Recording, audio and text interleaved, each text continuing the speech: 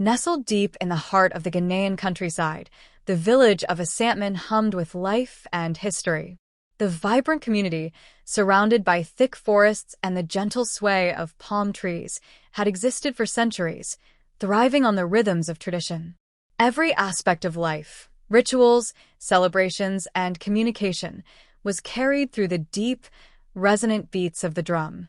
It was said that the pulse of the village could be heard in the echoes of the drums that reverberated through the trees, calling the people to gather, to celebrate, or to heed a message.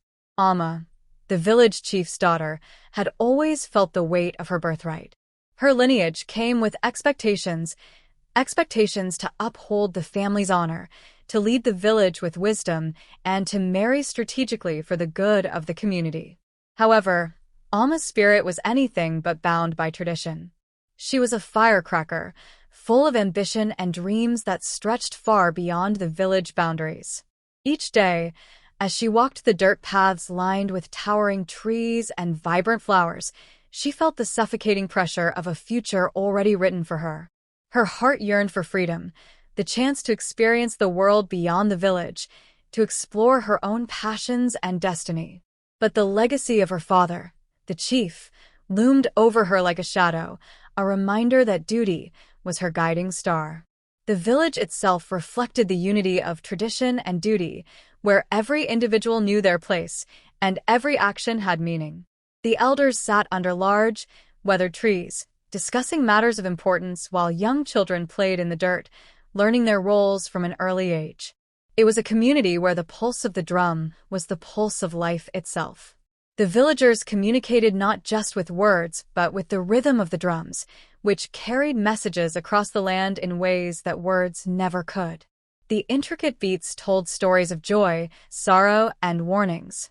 Kwesi, a young man with an innate talent for drumming, was one of the most skilled practitioners of this ancient art.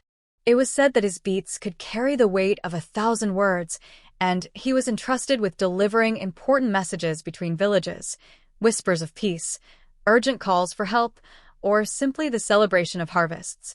Kwesi's role was sacred. He was the living link between communities, the bearer of tradition, and the keeper of his people's most valuable communication tool. Yet, despite his duty, Kwesi had dreams that often lingered in the quiet spaces of his heart. He longed for more than just drumming to deliver messages. He wanted to experience the world, to find his own rhythm outside of the expectations tied to his role. But no matter how strong his personal desires, he couldn't shake the heavy weight of tradition that bound him to the village. His loyalty to his people, to the role of the drummer, and to his ancestors was a thread too strong to sever. His hands, skilled at crafting patterns with the drumsticks, carried the weight of his responsibilities as much as his heart carried the weight of unspoken dreams. Amma and Kwesi, though living in the same village, existed in different worlds shaped by the roles they were born into. Amma's internal battle between the pressure of her family's expectations and her longing for a life of her own was in stark contrast to Kwesi's deep commitment to his ancestral duties. Yet, both shared a common thread, the desire for something more, something outside the limitations of their destinies. As Amma observed the life around her, the daily rhythm of the village, she couldn't help but feel the constriction of the path her father had chosen for her. She was expected to marry the village's most powerful suitor, to continue the line of leadership, to be a symbol of strength for the community. But her heart was not in this life of duty. It longed to explore the world beyond Asantman's borders, to see the landscapes she had only heard about in stories, to dance to a rhythm that was her own. Kwesi, on the other hand, had no such luxuries. The village needed him. His family needed him. His drums spoke for him when his voice could not, and with each beat, he carried a sacred duty that filled the space between his personal desires and the expectations placed upon him. Though he dreamt of exploring other aspects of life, of forging a path outside the confines of the village, he could not ignore the responsibility that tethered him to his people. He was, after all, a drummer, one of the few who could communicate the ancient messages between villages.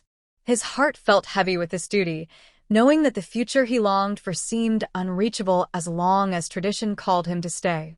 The village of Asantman, with its vibrant culture and deep ties to the past, held both Alma and Kwesi in its embrace.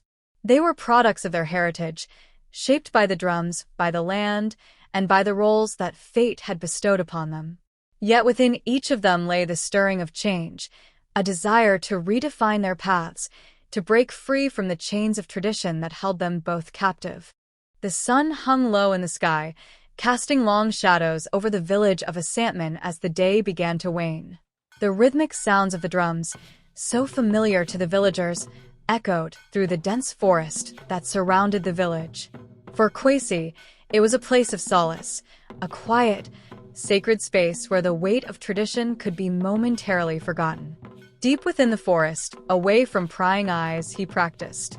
The forest, thick with towering trees and vibrant green underbrush, served as a sanctuary where the pulse of his drumming felt most alive.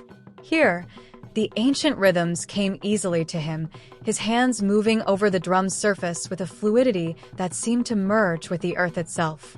Kwesi was lost in his world, the beats flowing from him as naturally as his breath. His hands caressed the drumskin, crafting complex patterns and melodies that carried the stories of their ancestors. The sound was deep and steady, filling the air with an energy that seemed to dance with the wind. Each beat told a tale, a warning, a message, a celebration. But today, the rhythm spoke only to Kwesi's heart, echoing his silent yearning for a life beyond duty.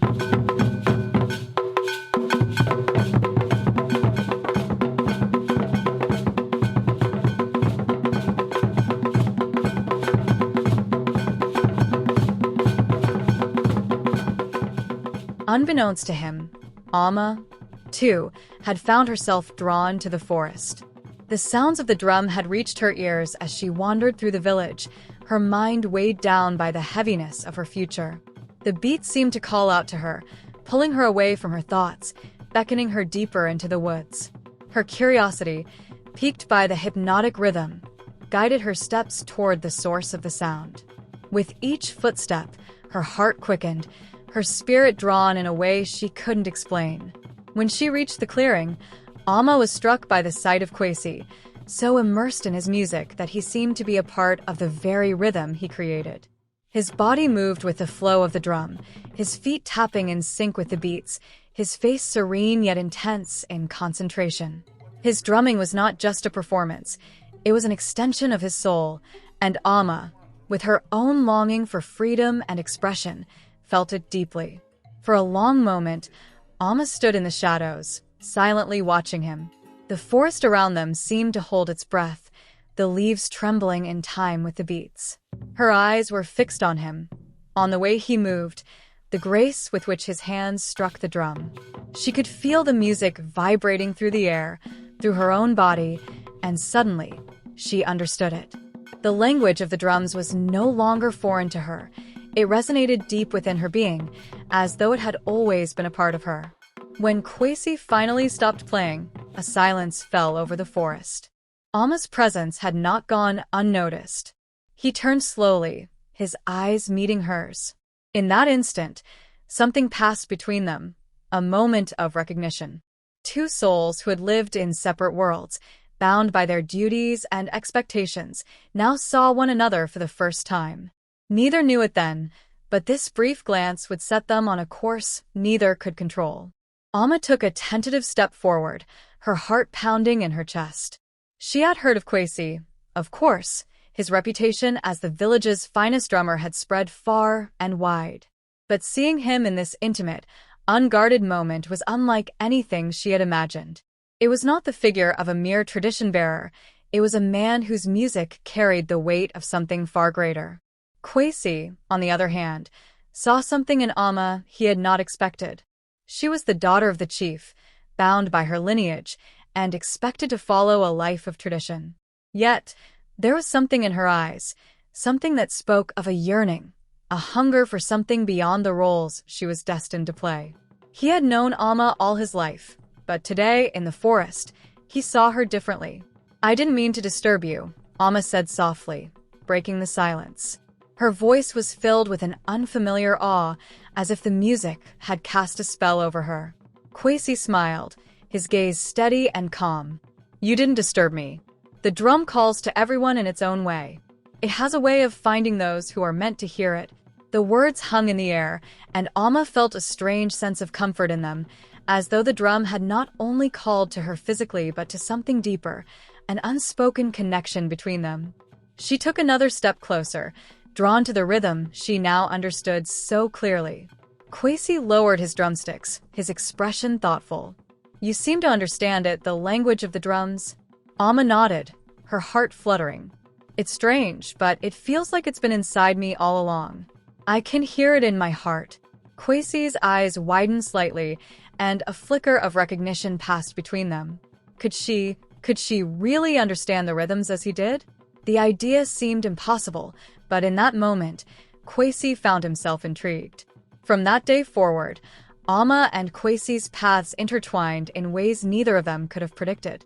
Despite their differences, Alma's noble heritage and Kwesi's place as a humble drummer, their shared connection through the language of the drum began to bridge the gap between their worlds. Every encounter sparked more curiosity, more fascination, and a growing understanding of one another. But the journey ahead would not be an easy one. The weight of tradition, the disapproval of their families, and the expectations of their roles in the village would continue to loom over them. Yet, in the quiet of the forest, amid the rhythms of the drums, Alma and Kwesi found a moment of peace. They shared an unspoken bond that defied the boundaries of their worlds, one that would soon lead them down a path that neither could turn away from. After that fateful day in the forest, Alma found herself unable to stay away from the rhythmic pull of the drums. Each day, as the sun rose and set over the village of Asantman, the sound of the drums seemed to beckon her, drawing her closer to Kwesi and the world he inhabited. What had once been a mere curiosity had now become an all-consuming passion, one that spoke to something deep inside her, a longing for freedom, expression, and connection. Alma began visiting Kwesi more often, seeking him out in the quiet moments when the village was still and the rhythm of life slowed. She would find him in the same clearing, or by the firelight, his drum resting at his feet, ready to be played. At first, Kwesi was hesitant, unsure of how to teach her the ancient rhythms. His role as the village's messenger through the drums was sacred, and he had never shared the language of the beats with anyone outside his craft.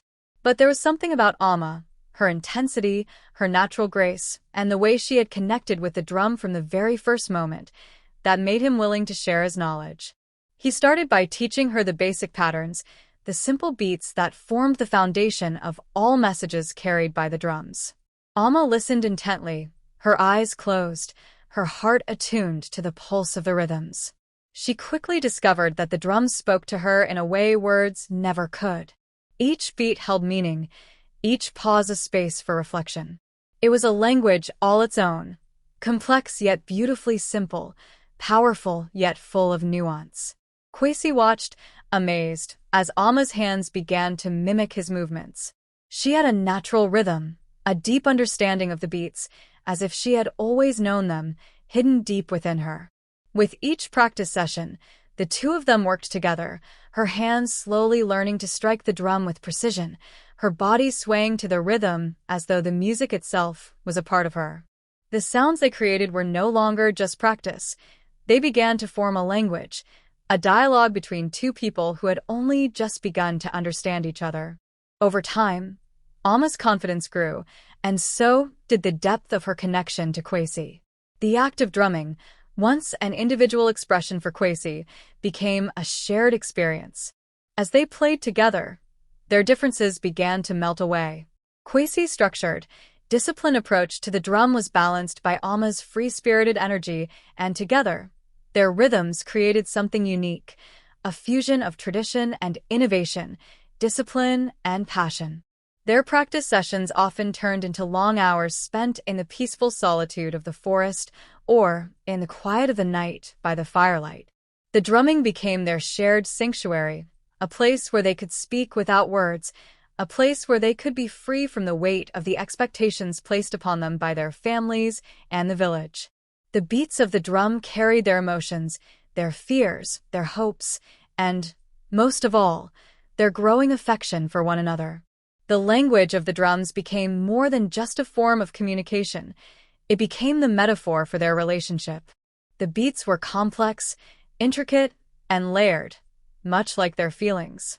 Sometimes, their rhythms were fast, urgent, their hands a blur as they played with excitement, mirroring the thrill they felt in each other's company.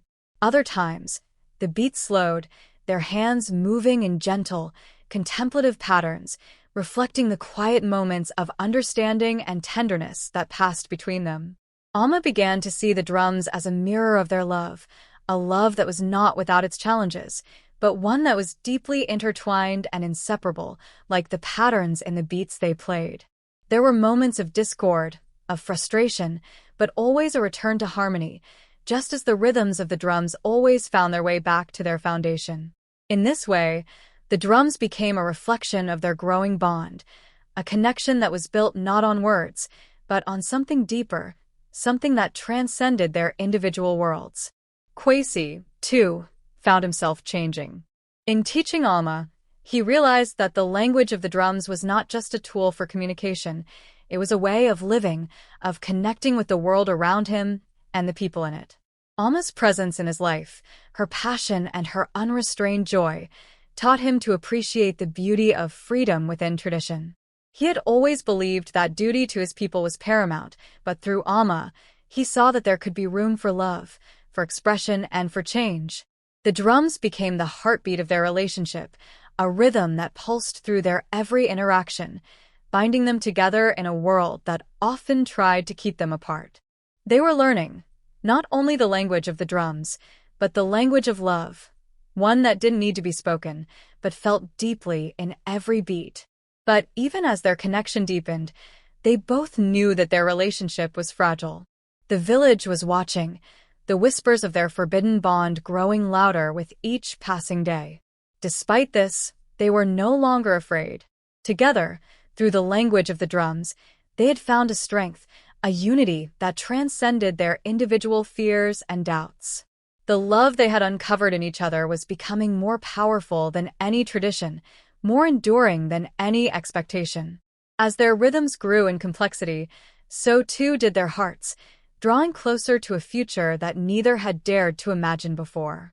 The beats of the drum, once a simple tool for communication, now carried the promise of a future together, one where love could speak louder than the traditions that sought to hold them back. As Alma and Kwesi's connection deepened, so too did the undercurrent of tension that began to ripple through the village of Asantman. What had started as a quiet and personal bond between two souls soon became the subject of intense gossip. The people of the village, bound by tradition and close-knit social structures, couldn't ignore the growing closeness between Alma, the chief's daughter, and Kwesi, the humble drummer. The disparity in their statuses only fueled the whispers. Alma was the embodiment of nobility and tradition, while Kwesi was an outsider, bound by the rhythms of his craft and the duty to serve the village. At first, the rumors were hushed and fleeting, quiet conversations behind closed doors, whispers between the elders, and nervous glances exchanged during village gatherings. But as their secret meetings became more frequent, so too did the scrutiny. Alma's father, the village chief, was the first to hear the gossip. He was a man deeply rooted in tradition, his authority and his lineage paramount. His daughter, poised to inherit the future leadership of Asantman, was not meant to marry a humble drummer. His heart was heavy with the realization that Alma's defiance of her prescribed future could cause unrest, not only in his family, but also in the village itself. Alma's mother, a woman of grace and dignity, voiced her concerns more subtly. She often reminded Alma of her responsibilities, urging her to be mindful of her duty to the community and her place within the royal bloodline. "The world is watching you, Alma," her mother would say gently. "You carry the future of our people on your shoulders." Kwesi, too, felt the weight of the expectations placed upon him. As a drummer, he was seen as a messenger, a servant of tradition, and his bond with the chief's daughter was seen as a direct challenge to that tradition. His father, a respected elder in the village, had always taught him that his purpose was to serve the people and maintain the integrity of their customs. But Kwesi couldn't ignore the pull of his heart, and the whispers from his own family grew more pointed with each passing day. His father, who had once encouraged him in his craft, now warned him to focus on his duties rather than pursue a relationship that could disrupt the balance of their community. Despite the mounting pressure from their families and the village, Amma and Kwesi's love refused to be extinguished. The fire that burned between them only grew stronger with each passing day as they continued to meet in secret, finding solace in their shared dreams of a world where they could be free to love without the chains of tradition holding them back. It was one such night, beneath the quiet glow of the stars, when their connection reached a new intensity. Kwesi had been tasked with sending a message to a neighboring village, using the ancient language of the drums to convey important news. As he played, his hands moving with practiced precision, Amma sat nearby, her heart attuned to the rhythm of the beats. She had grown so familiar with Kwesi's drumming patterns that she could now understand the nuances of his messages. As Kwesi's drum beats filled the night air, Amma's eyes widened in realization. The rhythm of his drumming, which had once been a simple conveyance of messages, now carried a deeper meaning. She could feel the urgency in the beats, a distinct pattern she recognized as a call for rebellion, a call for action against a neighboring chief who had long oppressed the villagers with his harsh rule. The message was clear. The people were rising, demanding change, and the drums had become the rallying cry. Amma's heart raced as she listened, knowing that what they were hearing was not just a message, it was a moment of history in the making. Kwesi's drumming had become more than a simple transmission of information. It had transformed into a symbol of resistance. The message that had been sent through the drums was not just to one village, but to all those who would listen. It was a call to arms, a declaration that the oppressed would no longer stand idly by. Amma felt a deep sense of conviction. She knew that this was a turning point, not only for the people but for her and Kwesi. The drums had always been a medium of communication, but now they were a tool for change, for revolution. Their love, too, had become a symbol of defiance, a refusal to bow to the expectations placed upon them. Kwesi, sensing Amma's unease, stopped drumming and looked at her. He could see the determination in her eyes, the realization that what they had uncovered was not just a secret message, it was a movement in the making. "Amma," Kwesi said softly, "this is bigger than us." Amma nodded, her hand finding his in the darkness. "We can't ignore this," she replied, her voice steady. "The drums are calling us to act. It's time to stand with the people." Their bond, once a quiet and forbidden love, was now intertwined with something larger. It was no longer just about their desires, their dreams, or their love for each other. It was about the future of their villages, the breaking of oppressive chains, and the hope for a freer, more just society. As the night wore on, the air seemed to hum with the energy of the drums, as if the world itself was shifting. The echoes of Kwesi's drumming reverberated far beyond Asantman, carrying the message of rebellion across the land, a message that would soon be heard by all who longed for change. Amma and Kwesi stood together in the silence that followed, knowing that their love had transcended the boundaries of tradition. The path ahead was uncertain, filled with danger and resistance, but they were no longer afraid. Together, they had found their purpose, and together, they would face whatever came next, united by the power of the drums and the strength of their love. The weight of the decision pressed heavily on Amma and Kwesi's hearts. They stood at a crossroads where two worlds collided, one built on love, the other anchored in duty. The village of Asantman, with its ancient customs and expectations, demanded that they conform. Yet, their hearts could not be silenced.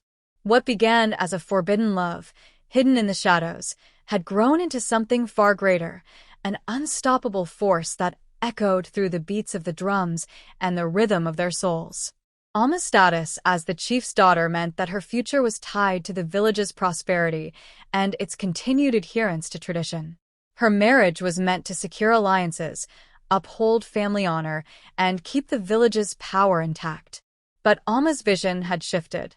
She no longer saw her life as a mere extension of her father's legacy. She saw it as a chance to break free, to forge a future that was shaped by love and justice rather than obligation and control. Kwesi, too, had been bound by tradition. As a drummer, his role was to uphold the ancient ways, to communicate the village's needs, and to serve as a silent voice in the village's history. Yet, his heart longed for something more, something beyond the confines of ritual and expectation. Now, faced with the choice between loyalty to their village and loyalty to each other, Amma and Kwesi could no longer ignore the power of their love. Their shared dreams of a better, freer future, one where people could love without fear, where justice could rise above oppression, became a vision worth fighting for. It was no longer just about them. It was about the people of Asantman, the oppressed, and the dream of a society where love could flourish without barriers. The drums, once a means of communication, now carried the weight of their defiance. That night, under the cover of darkness, Kwesi played his drums with a fierceness that reverberated through the village.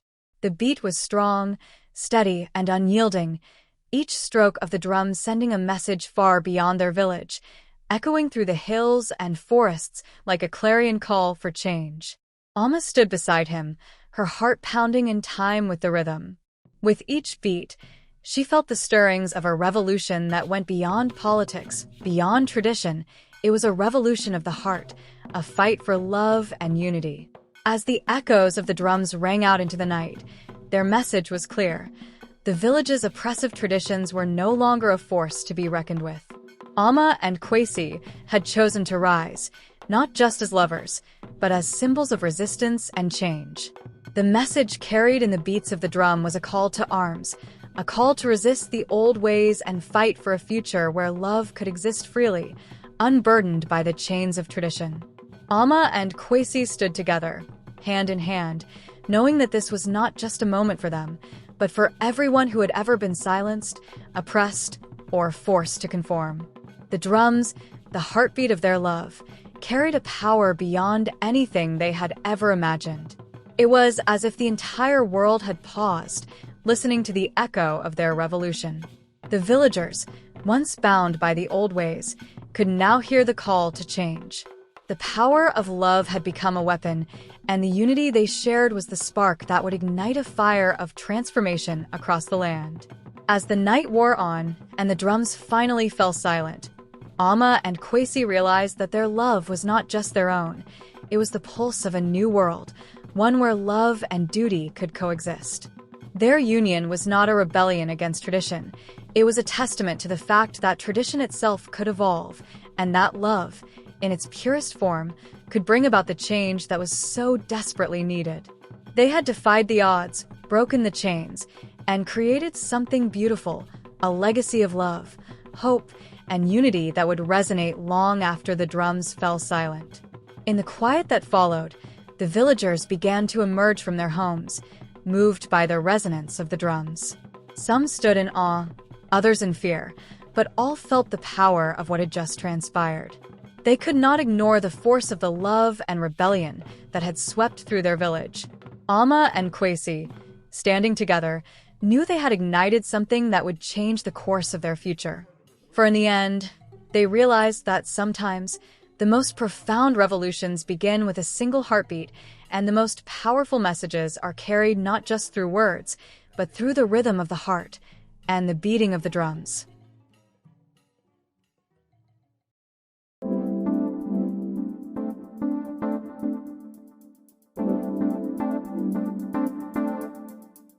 Daniel Carter had never known the luxury of an easy life. Struggle had been his first teacher, and responsibility had been his closest friend. Born into a modest home in a small working-class neighborhood, he grew up with his younger sister, Lillian, and their hard-working parents. Their father, George Carter, was a factory worker, a man of pride and discipline, while their mother, Margaret Carter, was the heart of the home, balancing warmth with resilience. Despite their struggles, they were happy. But happiness doesn't last forever. When Daniel was just 15 years old, his father fell gravely ill. What started as a persistent cough soon turned into something much worse. Medical bills piled up. The factory let him go. And suddenly, the Carter family's fragile financial stability shattered. Daniel's childhood ended that day. With his father confined to a hospital bed and his mother working 2 shifts at a diner, Daniel knew there was no room for weakness. He took up small jobs after school, stacking shelves at a local grocery store, delivering newspapers, even washing cars. He'd come home exhausted, hands sore, eyes heavy, but every night, he'd sit at the kitchen table and help his sister with her homework. He never let her see how tired he was, because he had to be strong, because he had no choice. Despite his own burdens, Daniel never stopped looking out for Lillian. She was his light, the one thing in his life that still felt pure, untouched by hardship. Whenever she struggled with schoolwork, he'd stay up late with her. If someone bullied her at school, Daniel was the first to confront them. Nobody messes with my little sister. And he meant it. One winter night, when their mother was late from work and their father was in the hospital, Daniel came home to find Lillian crying in her room. Hey, what's wrong? He asked, kneeling beside her. She sniffled, her tiny hands clutching a crumpled school report. They laughed at me today. She whispered. Daniel frowned. Who? The kids at school. They said we're poor, that I wear the same shoes every day. A sharp pain twisted in his chest, because they were right. Lillian's shoes were old, the soles nearly worn out. He had tried to save up for a new pair, but every penny went toward food, rent, and hospital bills. Still, he forced a smile and ruffled her hair. Listen to me, Lils. People who make fun of others, they don't matter. What matters is who you are. She wiped her eyes. But it hurts. I know. Daniel said softly. But one day, you're gonna be so successful, those kids will wish they were your friends. She sniffled. Promise? Daniel took her small pinky in his own. I promise. And Daniel Carter never broke a promise. Years later, Daniel's hard work paid off. Through sheer determination, he earned a scholarship to a prestigious university. He worked 2 jobs while studying, barely sleeping, but he never stopped. He studied business management because he had seen what bad management could do, how his father's factory discarded him like trash when he got sick. He wanted to change that. After graduation, he landed a job at a top hospitality firm. He climbed the ranks with unshakable resilience, earning a reputation for his strong work ethic, problem-solving skills, and leadership. And then one day, he got the call. We want you as our new head of operations. The grand doors of Crown Hospitality Group swung open as Daniel Carter stepped inside, his heart pounding with a mix of excitement and apprehension. At just 29, he had landed the role of head of operations, a position many spent decades striving for. It was an opportunity of a lifetime, a chance to prove himself. But as he walked through the lavishly decorated lobby, something felt off. The receptionist barely looked up from her desk. Employees shuffled past him, avoiding eye contact. There was no warm welcome, no eager introductions. Instead, the air was thick with unspoken tension. Daniel had done his research before accepting the job. He knew the firm had been struggling. Client satisfaction had dropped, operations were disorganized, and there was an unsettling cloud of dissatisfaction among employees. But he had no idea how deep the cracks ran. As he settled into his sleek, glass-walled office, he noticed a figure lingering outside. Raymond Fletcher, the former head of operations, the man he was replacing. Raymond stepped inside uninvited, his presence carrying a weight of bitterness. His once proud posture was slouched, his eyes shadowed with resentment. So, you're the golden boy they brought in to fix things. Raymond said, voice dripping with sarcasm. I wouldn't get too comfortable if I were you. Daniel remained composed, though he felt the hostility radiating off the man. I'm here to do my best. He replied evenly. The company needs changes, and I'm ready to work hard to make that happen. Raymond scoffed, crossing his arms. You think you can just walk in and fix things? You have no idea what you've stepped into.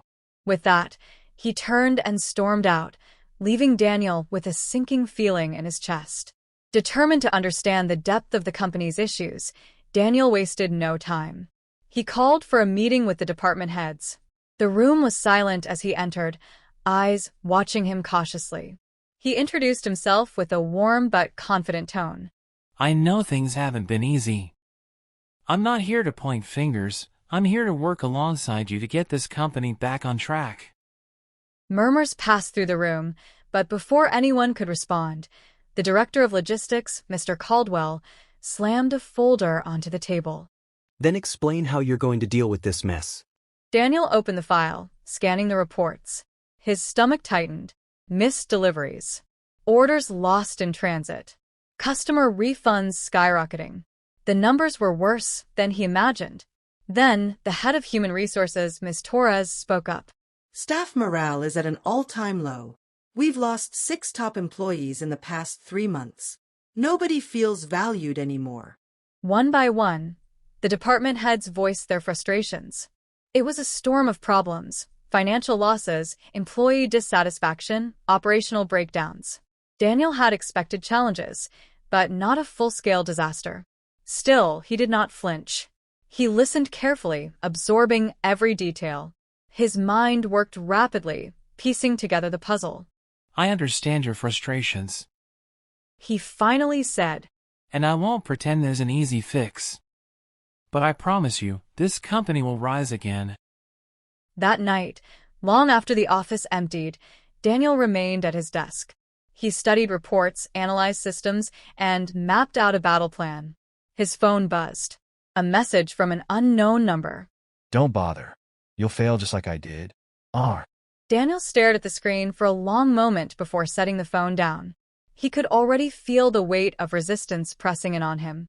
But instead of discouragement, a fire ignited within him. Failure was not an option. He straightened his shoulders, turned back to his notes, and worked until the first light of dawn seeped through his window. It was time to prove them wrong. The whispers began before Daniel even realized it. At first, they were subtle.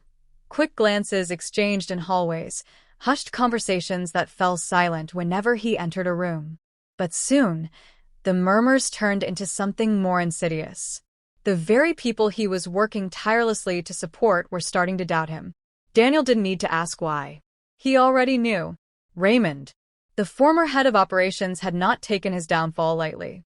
Stripped of power and humiliated by his own failures, he had made Daniel the target of his resentment. And now, he was spreading poisonous lies through the company. One morning, Daniel arrived at the office earlier than usual, hoping to get a head start on the day. As he walked past the break room, he overheard 2 employees whispering. Have you heard? Apparently, Daniel's only here because he's got connections in upper management. Yeah. Raymond said he's just a pretty face with no real experience. Daniel clenched his jaw, but didn't say a word. He had suspected Raymond would try something, but he hadn't realized how far he was willing to go. And it wasn't just the staff. The CEO, Mr. Hartman, once impressed by Daniel's drive, had started to view him with skepticism. During meetings, Hartman's once approving nods turned into cold, evaluating stares. His tone became harsher, his expectations unreasonably high. As Daniel settled into his new role, he thought about the long journey that had brought him here. The nights of hunger, the weight of responsibility, the countless times he had wanted to give up but pushed through anyway. But what mattered most? Lillian was safe. She was married now, living her own life. And though Daniel didn't know much about her husband, he believed she was happy. And soon maybe he'd start his own family too. Because through all his struggles, there was always one person who stood by his side. Sophia Bennett. And even though he wasn't ready to settle down yet, he knew one thing for certain. When he was, she'd be the one. But before love, before happiness, he had a battle to fight. A war waiting for him inside the walls of his new company. And Daniel Carter? He never backed down from a fight. One afternoon, Daniel was summoned to the CEO's office. He entered to find Hartman sitting stiffly behind his mahogany desk, flipping through a report without looking up. Daniel, He finally said, voice devoid of warmth. I'm hearing some concerning things. Daniel stayed silent, waiting. Some employees feel you're making too many changes too fast. Others say you're too inexperienced for this role. Hartman finally looked up, his sharp eyes scrutinizing him. Tell me, why should I still trust you? Daniel's heart pounded, but he forced himself to remain calm. Because, sir, results don't lie. He pulled out a folder and placed it on the desk. Since I started, customer complaints have dropped by 30%, supply chain efficiency has improved by 20%, and our employee turnover rate has stabilized. These are promises. They're facts. Hartman flipped through the documents, his expression unreadable. After what felt like an eternity, he sighed and set the folder aside. I want to believe in you, Daniel. But I can't afford another failure. Daniel nodded. Neither can I, sir. As if testing him further, Hartman soon issued a challenge, so difficult it bordered on sabotage. The company is bleeding money. Hartman announced during a high-stakes meeting. I need a plan, a real plan, to cut costs by at least 15% without affecting quality or customer satisfaction. He leaned back in his chair. You all have a week. Daniel immediately knew what this was. A trap. Hartman didn't believe anyone could pull it off.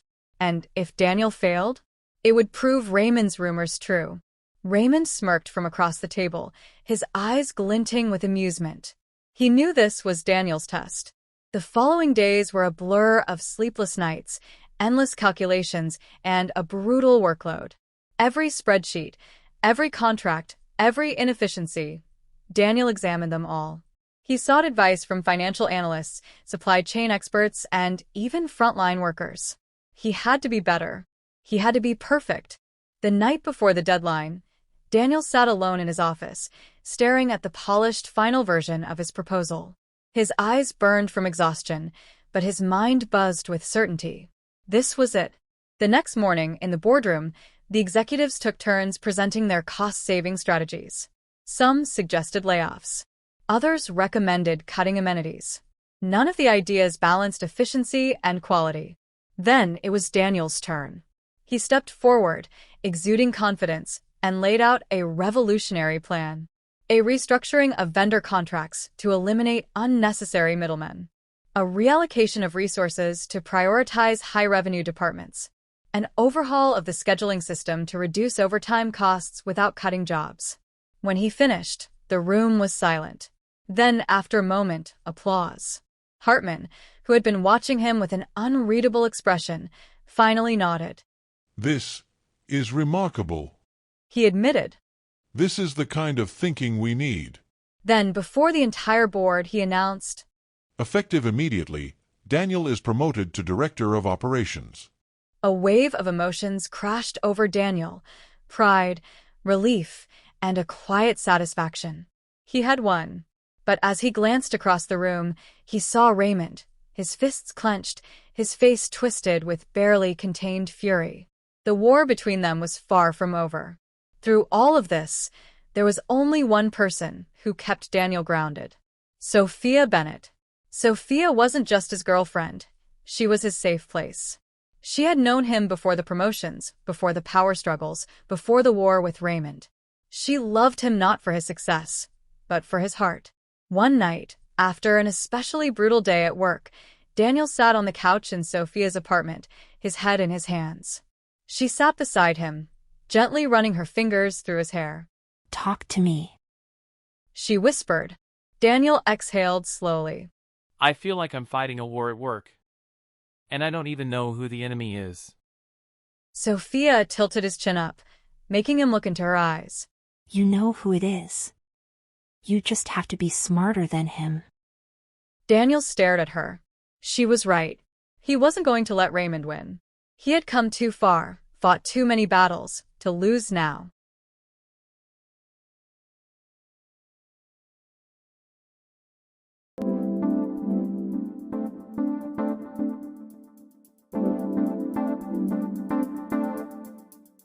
One Monday evening, the air was thick with tension at the workplace as Raymond Fletcher sat alone in a dimly lit office, his fingers drumming restlessly against the desk. His blood boiled at the thought of Daniel, the man who had stolen everything from him. It wasn't enough that Daniel had taken his position. Now he was excelling in it. He had to do something. Something drastic. That night, long after the office had emptied, Raymond sneaked into the firm's financial records.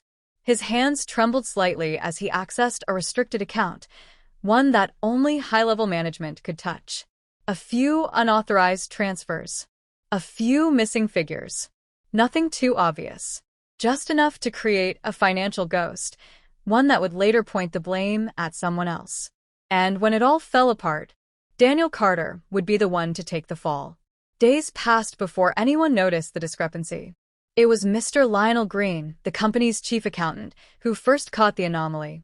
A meticulous man, he never let a single cent go unaccounted for. One morning, he burst into Daniel's office, his face pale. "Sir," he said, breathless. "we have a problem. Daniel frowned and gestured for him to continue. There's an unusual transaction in one of the company's financial accounts. Money has been moved, but there's no authorization, no record of approval." Daniel stiffened. Are you sure? Lionel nodded gravely. "I triple-checked. It's either a mistake, or someone is tampering with the company's finances." A heavy silence filled the room. Daniel took a slow breath, his mind racing. If this was true, this was corporate fraud. A financial scandal like this could ruin reputations, his included. He knew who his prime suspect was. Raymond. But he needed proof. Cold, undeniable proof. For the next 2 days, Daniel and Lionel worked tirelessly, combing through financial records, cross-referencing transactions, and analyzing every security camera in the firm. Nothing. No evidence. No footage of anyone near the accounts department during the time of the transaction. It was as if the money had disappeared into thin air. Daniel's frustration grew. He had to report this to Mr. Hartman, but how could he do so without proof? And then there was another problem. Hartman already had doubts about him. If Daniel brought up a missing financial report without an immediate explanation, it might look like he was the one behind it. For the first time in his career, Daniel felt truly cornered. The pressure mounted. The sleepless nights stretched on. His mind was a battlefield, warring between logic and uncertainty. And the worst part? Hartman was watching him. Unknown to Daniel, Mr. Hartman already knew about the missing funds. He had seen the same discrepancies in the reports and had chosen to wait. He wanted to see if Daniel would come forward with the truth. Would he be honest? Would he try to cover it up? Or worse, was he actually involved? For 3 days, Hartman observed him closely. He noticed the sleepless exhaustion in Daniel's eyes, the tension in his shoulders, the way he seemed lost in thought even during important meetings. Daniel was struggling with something. But why wasn't he coming to him? Hartman didn't have to wait long for an answer. Late on the 3rd day, Hartman summoned Raymond to his office. The ex-manager arrived, unsuspecting, smug even. "Raymond," Hartman said, folding his hands together. "we have a problem. Money is missing." Raymond's face remained neutral, but there was a flicker of something in his eyes, something calculating. "I've heard," he said smoothly. "It's troubling, sir. He leaned forward. And I hate to say it, but I think I know who's behind it." Hartman raised an eyebrow. "Do you?" Raymond sighed, as if burdened. I didn't want to believe it at first, but it's Daniel. He's been acting strangely, hasn't he? Nervous, restless. And think about it. He has full financial access now. Who else could pull off something like this? Hartman leaned back in his chair, studying him.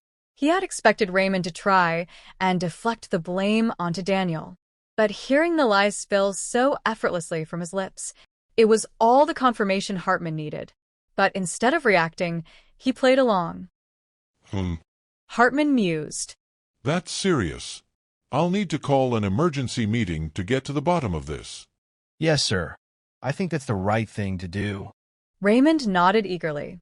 As Raymond left the office, his confidence soaring, Hartman sat back with a small, knowing smile. The final act of this deception was about to play out, and only one man would walk away victorious. The boardroom was tense. The CEO, Mr. Hartman, sat at the head of the long, polished table, his expression unreadable. On one side sat Daniel Carter, his jaw tight, his hands clasped together in a show of calmness he didn't fully feel. On the other side, Raymond Fletcher. Raymond leaned back in his chair, his face carefully composed. But behind his controlled expression, there was a flicker of something hungry. He had played his cards right, or so he thought. The reason I've called this emergency meeting, Hartman began. is because we have a case of unauthorized financial activity. A ripple of murmurs ran through the executives gathered around the table. I was informed of this 3 days ago. Hartman continued. Yet I waited. He turned his gaze to Daniel. I wanted to see who would come forward with the truth. Daniel felt his throat tighten.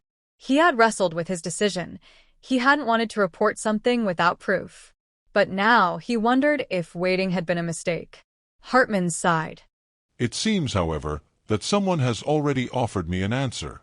At that moment, Raymond straightened in his seat, his lips curving into a small, self-satisfied smile. I know this is difficult, Raymond said, his voice thick with false sympathy. but we can't afford to let corruption fester here. Daniel is hiding something, sir. He's been nervous, distracted. He had every opportunity to report this, but he didn't. And why? He shook his head. Because he's the one responsible. The accusation hung in the air. Daniel felt rage coil in his chest, but he forced himself to stay calm. He turned to Hartman. Sir, I didn't come forward because I had no solid evidence yet. But I was investigating. Raymond scoffed. Convenient. Hartman leaned back, steepling his fingers. That's quite a claim you're making, Raymond. Raymond sat up straighter, sensing his moment of victory. I wouldn't say it unless I was sure, sir. And then, Hartman smiled. Not in approval, not in agreement, but in a way that made Raymond's stomach twist. I was hoping you'd say that. Hartman said. And then he pressed a button on the conference room's remote. The large screen on the far wall flickered to life. Security footage began to play. The footage was from the night of the financial breach. At first, nothing. The office was empty. Then a figure appeared. Raymond. The entire room stilled as they watched the video. Raymond checking over his shoulder. Raymond sitting at a computer terminal, inputting data. Raymond accessing the very account in question. The blood drained from his face. This is ridiculous. He sputtered. That could be anyone. It's blurry. It's... Hartman cut him off. There's more. A second video played, this time crystal clear. It was Raymond again, but from another angle. His face was unmistakable. The silence in the room was suffocating. Raymond was trapped. Hartman's voice was calm, controlled, and deadly. Tell me, Raymond, how do you explain this? Raymond opened his mouth, closed it, opened it again. Then he did the only thing a desperate man could do. He pointed at Daniel. He set me up. He manipulated the footage. Enough. His voice cut through the room like a blade. I gave you one last chance to prove your integrity, Raymond.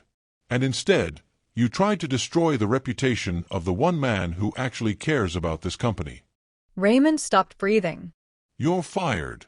Effective immediately. Security will escort you out. The doors swung open. 2 security guards stepped in. Raymond shook his head in disbelief. You can't do this. I built this company. I was the one who... Take him out. The guards grabbed Raymond's arms. He thrashed. This isn't over, Hartman. This isn't over, Daniel. You'll regret this. Daniel watched in silence as Raymond was dragged out of the boardroom, his screams echoing down the hallway. Once the doors closed, a wave of silence filled the room. Then applause. The executives, one by one, nodded their approval. Hartman turned to Daniel. For the first time in weeks, his expression was warm. You stayed silent because you were careful. Hartman said. You worked behind the scenes, gathering facts, even when pressure was mounting. He stood up. That's the kind of leader we need at the top.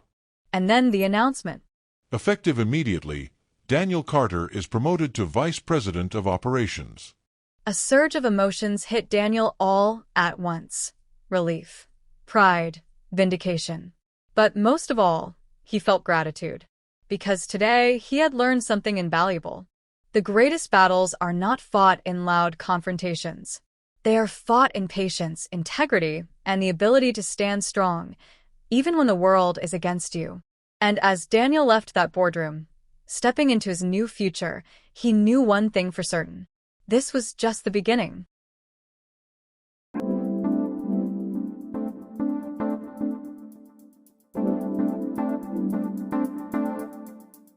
Derek was once the wealthiest man in the city, known for his sprawling mansion, lavish cars, and a business empire that stretched across industries.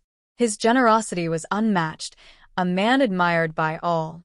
But little did he know that among his closest friends, envy festered like a silent predator waiting to strike.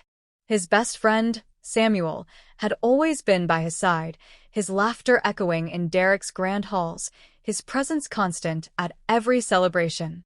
But admiration soon twisted into resentment. Each time Samuel saw Derek's fortune grow, his stomach burned with jealousy. He began to believe that Derek's success was undeserved, that fate had cheated him. A seed of darkness took root in his heart, and soon it consumed him. Desperation led Samuel to the doorstep of a notorious spiritualist, a man known for bending destinies with sinister rituals. The air in the dimly lit chamber was thick with incense, the flickering candles casting eerie shadows against the walls. Samuel knelt before the spiritualist, his voice trembling with longing. "Take it all from him. Give it to me." With incantations whispered into the void and rituals that defied nature, Samuel's wish was granted. Overnight, Derek's empire crumbled like a house of cards caught in a storm. His businesses were stripped away, his bank accounts mysteriously drained, and his name turned to dust in the world of commerce. By the time he realized what had happened, it was too late. The once mighty Derek found himself drowning in debt, his grand mansion seized, his lavish lifestyle reduced to nothing but a painful memory.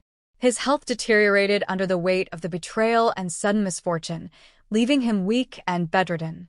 His wife, Clara, and their daughter, Angela, watched in despair as the man they loved withered before their eyes. Meanwhile, Samuel flourished. His wealth multiplied tenfold. His name now carried the same prestige that once belonged to Derek.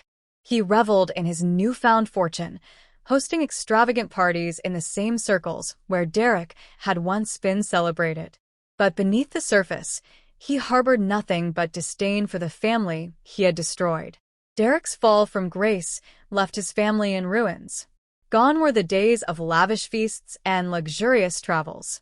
Now, Clara and Angela wandered the streets, their fine clothes replaced with tattered garments, their stomachs empty more often than full. They knocked on doors of old acquaintances, pleading for work, but doors were shut in their faces. Friends had turned into strangers overnight, unwilling to associate with the fallen family. Their only hope, ironically, was Samuel, the man who had caused their suffering. With no other choice, Clara swallowed her pride and took Angela to Samuel's grand estate, where the gates loomed like the iron bars of a prison. The butlers sneered as they were led inside, their presence an eyesore in such an opulent setting. Samuel greeted them with feigned sympathy, his lips curling into a smile that did not reach his cold eyes. "Oh, dear Clara, how unfortunate, how tragic," he murmured, sipping his wine as he watched them from his golden throne-like chair. Clara's voice trembled as she spoke. "Samuel, please, for the sake of our past friendship, we need your help. Derek is dying. Angela and we have nothing." Angela clung to her mother's side, glaring at Samuel, sensing the malice behind his false kindness. He enjoyed their misery. He thrived on it. With an exaggerated sigh, he pulled out a stack of bills and tossed it onto the marble floor before them. "Take it," he said, his tone almost bored. "Consider it my act of generosity."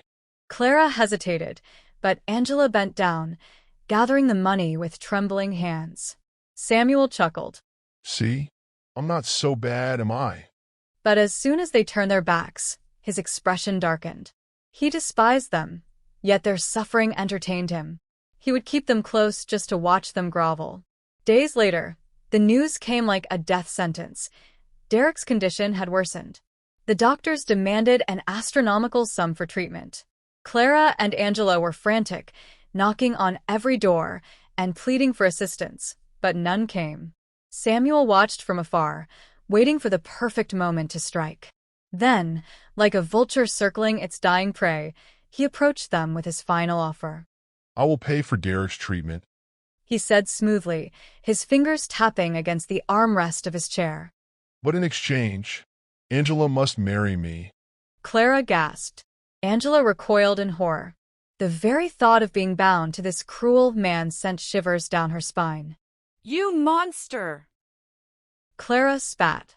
She's just a child. Samuel only smirked. She's a woman old enough to be a wife. It's a simple deal. Your husband's life or her future. Choose wisely. Angela's heart pounded in her chest. She wanted to scream, to refuse, but when she saw the anguish in her mother's eyes, the desperation, she knew they had no choice. With trembling lips, she whispered, I'll do it! Tears streamed down Clara's face as she held her daughter close. Samuel, victorious, laughed softly, knowing he had won yet again. But Angela had no idea that by sacrificing herself, she was walking into a living nightmare. Angela's wedding was not a joyous affair, but a funeral for her freedom. Dressed in a gown of suffocating lace, she stood beside Samuel, whose smirk never left his lips. The guests, hand-picked by him, were businessmen and women who thrived on wealth, indifferent to the silent tears hidden beneath Angela's forced smile. The moment she stepped into Samuel's home, her new prison, the mask of kindness fell away. Gone was the charming benefactor, replaced by a cruel and domineering tyrant. He treated her like property, barking orders, and denying her the warmth of companionship. He despised her devotion to God, forbidding her from praying or reading the Bible. Whenever he caught her whispering prayers, he would snatch the book from her hands, tearing pages or throwing it into the fire. There is no God in this house, he roared one evening, smashing a crucifix she had hidden in her drawer. Isolated from the world, Angela became a shadow of herself. She was denied visitors and forbidden from stepping outside without Samuel's permission. Her mother, heartbroken and helpless, was barred from seeing her. The walls of the mansion were suffocating, the corridors silent except for the echoes of her misery. Samuel relished in her suffering. He wanted her to break, to become nothing more than a shell, an obedient doll in his grand display of power. But Angela had something he could never take, her faith. And in her darkest hours, she clung to it with every fiber of her being. As time passed, Samuel's fortune began to dwindle. Strange occurrences plagued his life. Business deals inexplicably collapsed, trusted partners betrayed him, and his once loyal servants began to steal from him. Nightmares tormented his sleep. He saw Derek's ghost, accusing eyes burning into his soul. The wealth he had stolen seemed cursed, and a sickness began to eat away at him. Angela, despite her suffering, remained steadfast in her faith. One night, as she knelt to pray in secret, Samuel staggered into the room, his face gaunt and his breath ragged. Stop praying, he bellowed, but his voice lacked its former strength. She looked at him, her eyes filled not with fear, but with pity. You can never destroy what is in my heart, Samuel. God sees everything, and he is just. Samuel's hands trembled. For the first time, fear crept into his wicked heart. His reign was coming to an end. Angela watched silently as the man who had tormented her suffered. Though he had tried to break her, she remained strong in her faith. Samuel, too weak to bark orders, lay in his grand bedroom. Drenched in sweat, his breathing labored. The once mighty tyrant had become a frail shadow of himself. Angela stood firm, her Bible clutched in her hands.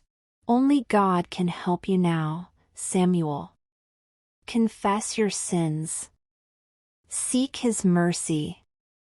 Tears streamed down his gaunt face as he gasped for breath. I destroyed Derek. I stole his fortune. I ruined his family. And I have suffered for it. Forgive me.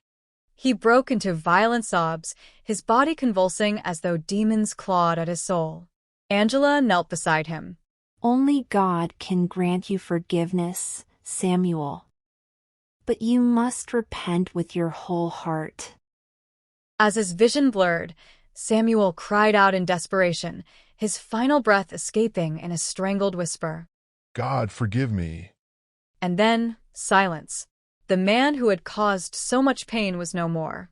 But Angela felt no triumph, only sorrow for a life wasted in greed and malice. With Samuel gone, his estate was left in chaos. Creditors swarmed like vultures, picking apart his wealth. But Angela had no desire to claim anything from the man who had imprisoned her. She left the mansion without looking back, seeking only freedom. Clara, who had spent years grieving her husband's loss, welcomed her daughter back with open arms. They started anew, living humbly but with hearts full of peace. Angela devoted herself to her faith, finding strength in prayer and the love of the community that had once turned their backs on them. One day, while attending a church service, Angela met Jonathan, a kind and devout man who had heard of her trials. He admired her unwavering strength, and over time, love blossomed between them. Unlike Samuel, Jonathan cherished her, treating her with respect and kindness. When he asked for her hand in marriage, Clara wept with joy, knowing her daughter had finally found happiness. Angela and Jonathan built a life together founded on faith, love, and mutual respect. No longer shackled by the past, Angela found healing in her new life. She and Jonathan dedicated themselves to helping those in need, ensuring that no one would suffer as she once had. As years passed, Angela often looked back, not with bitterness, but with gratitude for the strength God had given her. She had endured darkness, but in the end, light had prevailed. And so, she lived, not just happily, but in peace, knowing that justice had been served and that love had triumphed over greed.